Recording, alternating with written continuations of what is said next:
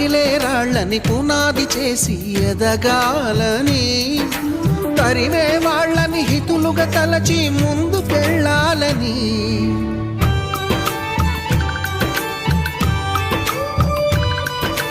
కన్నుల నీటిని కలల సాగుకై వాడుకోవాలని, కాల్చే నిప్పుని ప్రమిదగా మలచి కాంతి పంచాలని, గుండెతో ధైర్యం చెప్పెను, చూపుతో మార్గం చెప్పెను, అడుగుతో గమ్యం చెప్పెను. నేనున్నానని నీకేం కాదని, నిన్నటి రాతని మార్చేస్తానని.